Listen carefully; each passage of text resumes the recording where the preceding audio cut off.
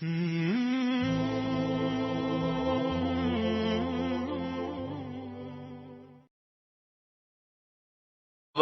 فضیلت، ایک شہادت، ایک اللہ کی طرف سے مقدر تھا، اس نے ہونا تھا وہ ہو گیا، لیکن میں دراڑ پڑ گئی۔ پھر بنو امیہ کے خلاف ایک نظام چلا اندر ہی اندر، لیکن اللہ نے اہل بیت کو اس میں سے نکال دیا۔ لوگوں نے محمد بن حنفیہ کے ہاتھ پر بیعت فرمائی، جو حضرت علی کی دوسری بیگم سے اولاد ہیں، حضرت فاطمہ کی اولاد نہیں ہے۔ 132 ہجری تک بنو امیہ کی حکومت ہے، 132 ہجری تک وحدت کلمہ ہے، اور عربیت غالب ہے، عجمیت قریب بھی نہیں ہے، عربیت کی سادگی ہے، اور عربیت کی صفات ہیں۔ ظلم و ستم موجود ہے، لیکن اس پہ چھاپ عربیت ہے۔ 132 ہجری میں پہلی دفعہ وحدت کلمہ ٹوٹ کے پھر ٹوٹ گئی، ٹوٹتی تو کئی دفعہ رہی لیکن جڑ جاتی تھی۔ پہلا حکمران بنو امیہ کا مروان، اور آخری بھی مروان الحمار، بڑا صفات والا حمار کہتے تھے جفا کشی کی وجہ سے۔ اگر اس کو تھوڑی سی سنبھلی ہوئی سلطنت ملتی تو شاید وہ اور کئی سو سال بنو امیہ کے جھنڈے گاڑ دیتا، اور مردے کو ہاتھ میں لے کر کون زندہ کر سکتا ہے؟ اس وقت بنو امیہ مر چکے تھے، ہشام کے بعد زوال شروع ہو گیا تھا۔ تو 132 ہجری میں بنو عباس حکمران آ گئے، اور عبداللہ الصفاح یہ پہلا خلیفہ بنا۔ تو جب خطبے کے لیے کھڑا ہوا تو اس کے ہاتھ سے ڈنڈا گر گیا، عصا، تو اس کا رنگ فق ہو گیا۔ اس نے اس سے فال لی کہ یہ تو ہمارا امر، ہماری حکومت شاید نہیں چل سکے گی، کہ ہاتھ سے عصا گر گیا۔ تو ایک بدو کھڑا ہوا، اس نے کہا مسافر منزل پر پہنچنے کے بعد اپنے عصا کو رکھ دیا کرتا ہے۔ اس نے فوراً اس کی فال کو ادھر بدل دیا، ان کا مسافر منزل پہ پہنچنے کے بعد اپنے عصا کو رکھ دیا کرتا ہے۔ تو صفاح نے اس کو، صفاح کہتے بھی اس نے، صفاح خون بہانے والا، اس کا سالار تھا ابو مسلم خراسانی۔ حجاج نے 1,25,000 آدمی قتل کیے اور بنو امیہ کا تخت بچھایا، اور ابو مسلم خراسانی نے 7 لاکھ افراد قتل کیے اور بنو عباس کا تخت بچھایا۔ اور 5 سال کے بعد پہلا توڑ ہوا کہ اندلس کی حکومت الگ ہو گئی۔ اندلس میں ایک لڑکا نوجوان عبد الرحمن بن معاویہ بن ولید بن یزید بن عبد الملک بن مروان، یہ 20 برس کی عمر میں دھکے کھاتا یہ پہلے افریقہ میں پھرتا رہا، اندلس، الجزائر، مراکش سب بنو امیہ تھے۔ پھر یہ دریا پار کیا، سمندر پار کیا اور اندلس پہنچ گیا۔ وہاں اس کو بنو امیہ کے کچھ خیر خواہ مل گئے، تو اس نے وہاں حکومت کی داغ بیڑ ڈالی، 600 آدمیوں کے ساتھ 20,000 کے لشکر کو شکست دی۔ چلو، بہت خوبصورت آدمی تھا، بڑا جواں مرد، بڑا جواں ہمت، بڑا عالی حوصلہ۔ جب وہ وہاں پہنچا تو اس کو ایک خوبصورت لڑکی پیش کی گئی، جاریہ، کنیز۔ کہنے لگا اس میں مشغول ہوتا ہوں تو اپنے مقصد کو بھولتا ہوں، اور مقصد میں لگتا ہوں تو اس کا حق ادا نہیں کر پاتا، تو میں اپنے مقصد پہ ہر شے قربان کر سکتا ہوں، مقصد کو نہیں قربان کر سکتا۔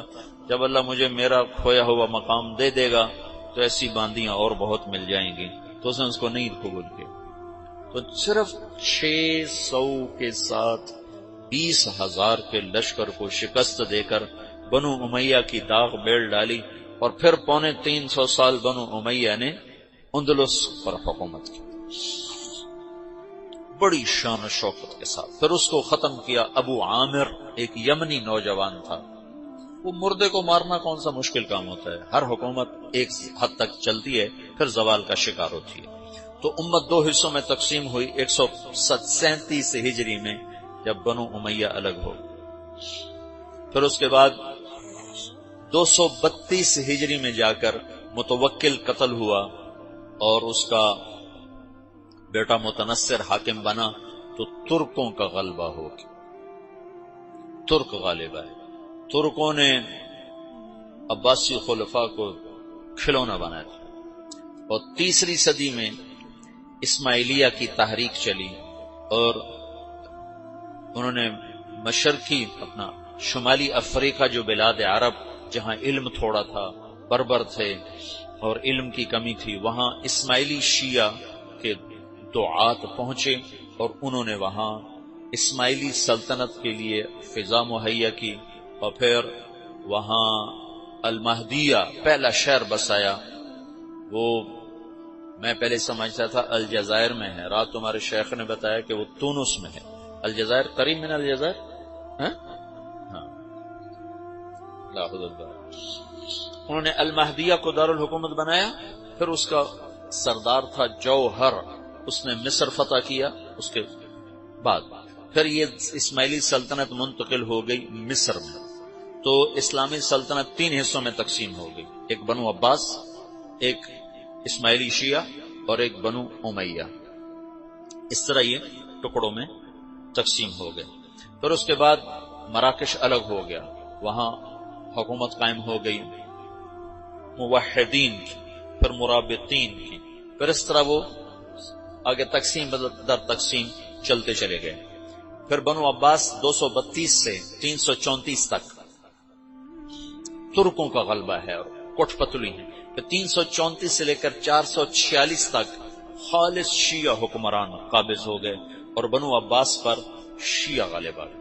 تو یہ 334 سے 446 تک ادھر اس نسلی شیعہ حکمران ہے، اور ادھر مصر اور شام کے بہت سے علاقے اور سارا شمالی افریقہ اور حجاز کا بہت سا علاقہ، بلکہ خود حرمین شریفین یہ اسماعیلی شیعہ کے قبضے میں ہیں۔ پوری اسلامی سلطنت شیعوں کے قبضے میں۔ 416 ہجری میں سلطان محمود غزنوی کا انتقال ہوا ہے۔ اس نے 5ویں صدی کے آخر میں ہندوستان پہ حملے کیے اور یہاں راہ ہموار کی۔ پھر شہاب الدین غوری نے یہاں اسلامی سلطنت کی بنیاد رکھی۔ یہ ایک سلطنت مضبوط تھی اہل السنہ والجماعہ کی، جو خاندان غلامہ کہلاتی ہے۔ تو اب یہ شرازہ بکھرا ہے اور دعوت اللہ وہ اجتماعی شکل سے نکل کر انفرادی ہو گئی، افراد دعوت دینے والے بنے افراد، اور جو سرداران تھے وہ سارے کے سارے حکومتوں میں پھنس گئے، اور بنو عباس پہ عربی رنگ مٹ گیا، عجمی رنگ غالب آ گیا، اور عجمیت کا مکر، فریب، بدعہدی، نقض عہد، بے وفائیاں، غداریاں، یہ سب عیب بنو عباس میں شامل ہوئے، جو بنو امیہ میں برائے نام تھے، بہت کم تھے، برائے نام تھے۔ اور ان میں بہت صف کے دماغ دونوں، بنو عباس نے بھی خون بہایا، بنو امیہ نے بھی خون بہایا، بنو امیہ نے اہل بیت کا خون بہایا، بنو عباس نے اہل بیت کا خون بہایا۔ ہارون رشید کے جیل میں امام موسیٰ کاظم کا انتقال ہوا، جیل میں۔ یہ رہتے تھے مدینہ میں۔ ہارون رشید آیا وہاں مسجد، تو اس نے سلام پڑھا، السلام علیک یا ابن عم، تو امام موسیٰ کاظم نے کہا السلام علیک یا ابتا۔ وہ تو ہارون تو وٹ کھا گیا، سمجھو نا فرق، سمجھو نا، وہ تو عالم سے نا۔ انہوں نے کہا السلام علیک یا ابتا، انہوں نے کہا السلام علیک یا ابن عم، انہوں نے کہا السلام علیک یا ابتا، تو وٹ کھا گیا، انہوں کو پکڑ کے قید میں ڈال دیا، اور قید میں ہی انتقال ہوا۔ اور متوکل انتہائی بغض رکھتا تھا اہل بیت سے، ابو جعفر منصور نے قتل کروایا، وہ تو یزید بدنام ہو گیا، ورنہ ابو جعفر منصور نے بھی اہل بیت کا خون بہایا ہے۔ امام موسیٰ کاظم نے خط لکھا ہارون رشید کو نا جیل سے، لا ينقضی عنی یوم من البلاء الا انقضى عنك یوم من الرخاء حتى نفضی الى یوم لیس له الانقضاء۔ ہارون کانپ گیا تھا یہ خط پڑھ کے، زلزلہ آ گیا تھا کہ جیسے جیسے میرے شدت کے دن کٹ رہے ہیں، تیری راحت کے دن کٹ رہے ہیں، پھر ایک دن وہ آئے گا جس میں تو اور میں اکٹھے ہوں گے، اور وہ دن کٹنے کے لیے نہیں آئے گا، ٹکنے کے لیے آئے گا، اور اس دن تیرا میرا فیصلہ ہوگا۔ یہ مطلب تھا۔ 656 ہجری میں عباسی سلطنت پہ رندہ پھیر ہلاکوں کے لشکر اور بغداد کو 15 لاکھ آدمی ذبح کر دیا۔ دریا دجلہ کا پانی سرخ ہو گیا۔ 658 ہجری میں اللہ تعالیٰ نے مصریوں کو کھڑا کیا، رکن بائی برس ترک جو ہے نا یہ خیر العجم ہے، عرب تو خیر القبائل ہے نا، لیکن ترک خیر العجم، عجم میں سب سے بہترین قبیلہ ترک ہے۔ انہوں نے عربوں کے بعد اگر دین کی خدمت کی ہے تو ترکوں نے کی۔ عرب تو اپنی سابقیت کی وجہ سے سبقت لے گئے، لیکن عربوں کے بعد اگر اس دین کو پانی دیا تو ترکوں نے دیا۔ ہندوستان میں ترکوں نے حکومت کی اور تاتاریوں کو عبرت ناک شکستیں دیں ہندوستان کے بادشاہوں۔ ملک مظفر علاء الدین خلجی کا سالار تھا، تاتاری اس کا نام سن پر وحشت لرزے طاری ہو جاتی، شہید ہوا تھا۔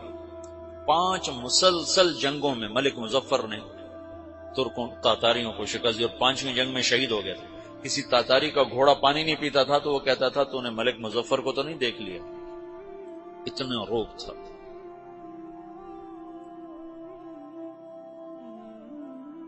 اور محمد تغلق کا غیاث الدین بلبن کا بیٹا محمد، یہ ملتان کا حاکم تھا، یہ بھی تاتاریوں کے ساتھ جنگ میں شہید ہوا تھا، لیکن اس کا بھی ایسا روب چھایا تھا تاتاریوں پر کہ کئی سال تک اس کی دہشت ان پر طاری رہی تھی۔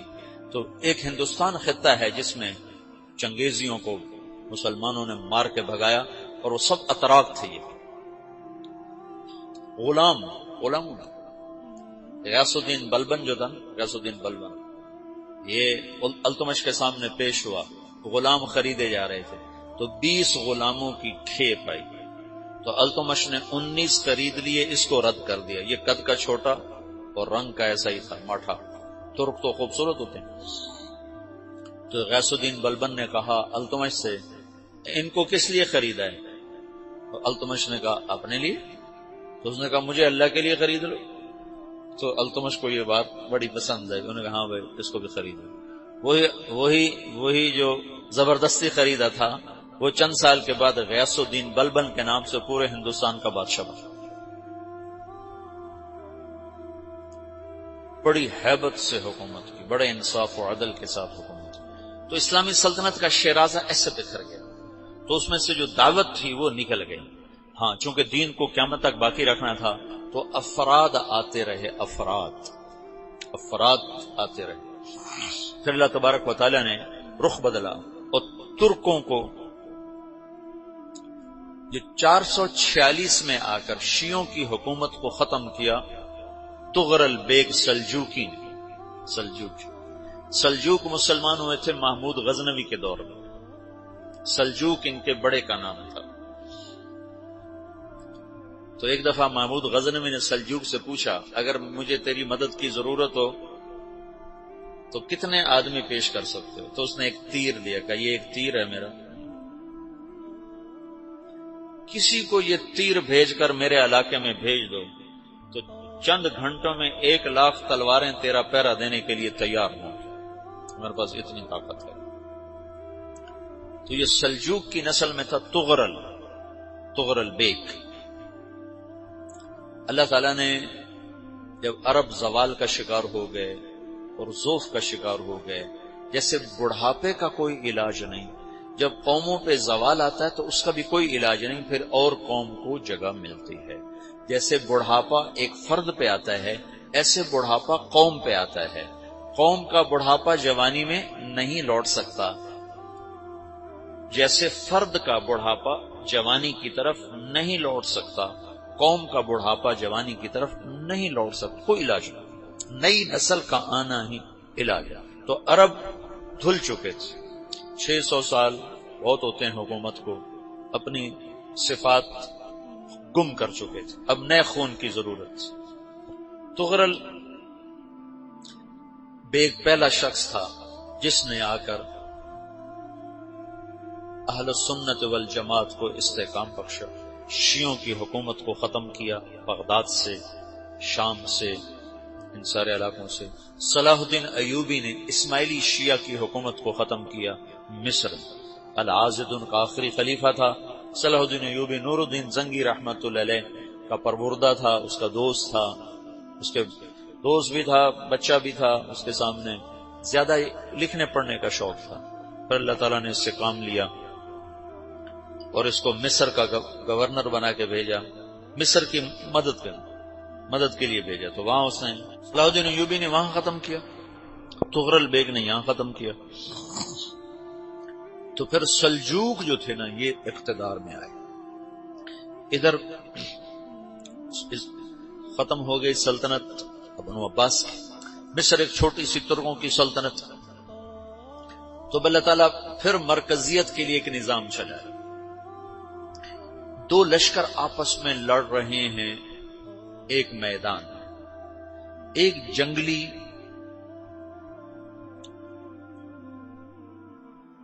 بدوؤں کا قافلہ، جنگل کے لوگ اپنے قبیلے کو لے کر، ایک جنگلی قبیلہ اپنے سردار کے ساتھ نقل مکانی کر رہا ہے ایک جگہ سے دوسری جگہ۔ اللہ کا نظام کہ یہ لوگ چلتے چلتے چلتے اس وادی میں پہنچ گئے جہاں جنگ ہو رہی ہے، دو لشکر آپس میں لڑ رہے ہیں۔ جب یہ وہاں پہنچتے ہیں تو ایک لشکر کے قدم اکھڑ رہے ہیں اور دوسرا غالب آ رہا ہے۔ ان کو نہیں پتا شکست کھانے والے کون ہیں اور فتح پانے والے کون ہیں، ان کو نہیں پتا۔ اس جنگلی قبیلے کے سردار کا نام بھی تغرل ہے، تغرل۔ تو یہ سردار کہتا ہے جو شکست کھا رہے ہیں ان کی مدد کرو، کچھ پتہ نہیں کون ہے، کہتا جو شکست کھا رہے ہیں ان کی مدد کرو۔ تو 400 وحشی جنگلیوں نے فاتح لشکر کے پیچھے حملہ کر دیا۔ وہ تو ایک کافی ہوتا کہ 400 دوڑ جب تلواریں پڑیں تو چند لمحوں میں نقشہ بدل گیا، بھاگنے والے جم گئے اور جمنے والے بھاگ پڑے۔ جب جنگ ختم ہوئی تو شکست خوردہ لشکر کے بادشاہ نے ان کو بلایا، اسے پوچھتا ہے مجھے جانتے ہو میں کون ہوں؟ کہا نہیں۔ کہا تو تم نے میری مدد کیوں کی؟ کہا انسانی ہمدردی کی وجہ سے، تمہیں شکست ہو رہی تھی اس لیے تمہاری مدد کی۔ اور اس نے اپنا تعارف کرایا، میں ہوں سلیمان سلجوقی، ترکی کا بادشاہ۔ مسلمانوں کا لشکر تھا اور تاتاریوں سے شکست کھا رہا تھا، تاتاری فتح پا رہے تھے، مسلمان شکست کھا رہے تھے۔ تو وہ اللہ کی غیبی مدد بن کر آئے۔ تو وہ اس سے کہتا ہے میرے ساتھ رہنا پسند کرو گے؟ تم نے میرے اوپر احسان کیا ہے، میں اس کا بدلہ دینا چاہتا ہوں، میرے ساتھ رہنا پسند کرو گے؟ کہنے کا کر لوں گا۔ تو اس کو لے کر ترکی آیا، اور استنبول اس وقت روم کی حکومت میں تھا، اسے فتح کیا اس تغرل کے آگے چوتھے پانچویں پڑپوتے محمد فاتح نے۔ تو یہ استنبول ہے، یہ ترکی ہے، بیچ میں ایک چھوٹا سمندر ہے، یہاں ایک جاگیر ہے۔ تو سلطان سلیمان کہتا ہے یہ جاگیر تجھے وقف ہے، ادھر سے رومی مجھے تنگ کرتے ہیں حملے کر کر کے، تو میرا دفاع کرتے رہنا، یہ جاگیر تیری۔ اس جاگیر پہ اس نے اپنے قافلے کو آباد کر دیا، اپنے قبیلے کو، اور ایک چھوٹی سی حکومت بنا لی، جو ایک صوبہ سمجھو سلمان سلجوقی کا، وہ ایک چھوٹا سا صوبہ ہے۔ وہاں جب یہ رہ پڑا تو پھر یہ ایک شیخ کے بیت ہوتا ہے، وہاں شیخ طریقہ میں ان کے یہ بیت ہونے جاتا ہے، وہ اس کو رات اپنے پاس ٹھہراتا ہے، تو ایک کمرے میں ان کو ان کا خادم ٹھہراتا ہے۔ یہ جب کمرے میں جاتا ہے تو سامنے دیوار میں تاکچے پر قرآن پڑا ہوا ہے، تو یہ تغرل بیگ کہتا ہے یہ کیا ہے، یہ کیا ہے؟ تو وہ خادم کہتا ہے یہ کتاب اللہ ہے، قرآن ہے۔ اچھا، وہ اس کو وہاں چھوڑ کے باہر چلا جاتا ہے۔ وہ دیہاتی آدمی، جنگل کا رہنے والا، پہلی دفعہ زندگی میں قرآن دیکھا، وہ کہتا ہے یہ قرآن ہے، اللہ کی کتاب ہے، میں اللہ کی کتاب کے سامنے سو جاؤں، کتنی بے ادبی ہے۔ تو اس نے ایسے قرآن اٹھایا اور سر پہ رکھ لیا، اور کھڑا ہو گیا. ساری رات قرآن سر پہ رکھ کے کھڑا رہا. رات کے پچھلے پہر اس کو خواب آیا. کھڑے کھڑے اس نے دیکھا کہ اس کی پشت سے ایک چاند نکلا اور شیخ کی بیٹی کے سینے میں جا کے اتر گیا. پھر اس لڑکی کے سینے سے ایک درخت نکلا جو پھیلتے پھیلتے پھیلتے 3 بر اعظم پہ چھا گیا. افریقہ پر، یورپ پر، ایشیا پر. پھر اس کی آنکھ کھل گئی. وہ کھڑا ہوا ہے تو اس نے صبح یہ خواب اپنے شیخ کو سنایا تو انہوں نے اپنی بیٹی اس کے نکاح میں دی تھی. اس بیٹی سے ایک بچہ پیدا ہوا. تغرل بیگ نے اس کا نام رکھا عثمان. عثمانی ترک نام سنا ہوا جو میں نے کل بتایا تھا کہ 1924 میں وہ خلافت ختم ہوئی. تو ایک بیٹا پیدا ہوا عثمان. عثمان نے پھر ایک نئی اسلامی حکومت کی بنیاد رکھی جو 1924 تک چلتی رہی. کوئی 800 سال یہ حکومت چلی. تو حکومت کا شیرازہ بکھرا لیکن پھر جڑ جاتا تھا اور وہ قرن اول والا جوڑ کبھی نہ پیدا ہوا. ٹکڑے بن گئے. ان ٹکڑوں میں اللہ لوگ پیدا کرتا رہا جو دعوت دیتے رہے. دعوت زندہ رہی. جو تربیت کا نظام تصوف کے ساتھ تھا اب وہ تبلیغ کے ساتھ. میں 1991 میں گیا تھا گجرانوالے جماعت. تو ایک لڑکا ملا بنو کا، 4تھے سال میں تھا. کہنے لگا میں 3 چلے لگا کے مدرسے میں آیا. مدرسے میں آنے کے بعد میرا ذہن تصوف کا بن گیا. تو ایک دفعہ میں نے حضرت تھانوی رحمت اللہ علیہ کو خواب میں دیکھا تو انہوں نے ارشاد فرمایا بیٹا تصوف ہمارے دور کی چیز تھی، اب تبلیغ کا زمانہ ہے. ہمارا دور چلا گیا، اب تبلیغ کا دور. یہ جو اجتماعی عمل ہے تبلیغ کا یہ شیخ کامل کی صحبت ہے. میں نے یہ قاری طیب صاحب رحمت اللہ علیہ کا مضمون پڑھا تھا کہ تربیت کے 4 راستے ہیں: شیخ کامل کی صحبت اور اچھا دوست جو کمیاں بتائے، اپنا محاسبہ اور اپنے دشمنوں کی بات سننا. یہ 4 چیزیں تربیت کا ذریعہ ہیں. تو یہ 4 چیزیں تبلیغ میں موجود ہیں. یا تو کوئی نہ کوئی اس میں بڑے بڑے لوگ چھپے ہوئے چل رہے ہوتے ہیں، وہ نہ ہو تو 15-20 مسلمانوں کا اجتماعی طور پر خیر میں لگنا شیخ کامل کے قائم مقام ہے. اور پھر یہ آپس میں مذاکرے کرتے ہیں تو اس سے ایک دوسرے کی کمیاں سامنے آتی ہیں تو اچھا دوست بھی ہو گیا. پھر ان کے دشمن بھی بڑے ہیں، وہ ان کی کمیاں بتاتے ہیں تو وہ اگر سنے تو اس سے بھی تربیت ہو سکتی. اگر تم اس طرح بیان میں بیٹھو کہ یہ 5000 کا مجمع ایک شیخ کامل ہے، یہ 100 آدمیوں کا مجمع ایک شیخ کامل ہے، تم تعلیم میں اس طرح بیٹھو گے یہ 15 آدمیوں کا حلقہ تعلیم ایک شیخ کامل ہے، تو تمہیں وہی فائدہ ہوگا جو ایک شیخ کی صحبت سے ہوتا ہے. میں نے بڑے بڑے مشائخ کو دیکھا کوئی بیان نہیں فرماتے تھے، چپ بیٹھتے تھے، چپ خاموش، لیکن ان کے فیوز منتقل ہوتے. مولانا خامہ صاحب رحمۃ اللہ علیہ کئی دفعہ ان کی صحبت میں حاضری ہوئی، ایک لفظ نہیں بول رہے ہیں. اور مولانا انعام الحسن صاحب رحمۃ اللہ علیہ 2 مہینے میں مستقل ان کی صحبت میں نظام الدین میں رہا، ایک لفظ نہیں بولتے تھے، بس ایسے بچے ہم بھی بیٹھے رہتے. لیکن جب کوئی بیان کرنے بیٹھتا ہے تو پھر تمہارا ذہن بن جاتا ہے بیان ہو رہا ہے، آگے بیان ہوتا ہے بالکل ٹھنڈا، تو لہذا تم یا سو جاتے ہو یا اٹھ جاتے ہو. تو تم بیان کو اور ہدایات کو اور تعلیم کو اس عنوان سے لو کہ شیخ کامل ہے. اچھا یہ میں نے ان سے بات کی اور میں چلا گیا اسلام آباد کے اجتماع پر. اپنی دعوت خود سامنے آ گئی. الخیل واللیل والبیداء تعرفنی الضرب والقرطاس کہ الطعن والضرب والقرطاس والقلم. وہ متنبی کے غلام نے کہا کدھر بھاگتے ہو؟ این انت من قولک الخیل واللیل والبیداء تعرفنی قتلتنی قاتلک اللہ. اور واپس آ کے لڑا اور مر گیا. وہ میں جب پہنچا اسلام آباد کے اجتماع پر تو مجھے یاد آ گیا کہ میں نے کہا تھا شیخ کامل، میں نے کہا ابھی مارے گیا، اب تو بیٹھنا پڑے گا. شیخ کامل کبھی نہیں بیٹھا. مولانا سعید خان صاحب کے بعد کوئی نہیں بیٹھا، تو میں بیٹھ گیا. عصر کے بعد ایک عام بھائی بیان کر رہے تھے، بابر صاحب ریمنڈ کے مقیم بیان کر رہے تھے. میں عصر سے مغرب مسلسل بیٹھا اس تصور کے ساتھ کہ میں یہ جو 40-50 ہزار کا مجمع ہے یہ ایک شیخ کامل ہے. آپ یقین مانو میں پورے فائدے کے ساتھ بیان سے اٹھا، میرا سینہ کھل چکا تھا. پھر مغرب کے بعد مولانا جمیل صاحب کا بیان تھا،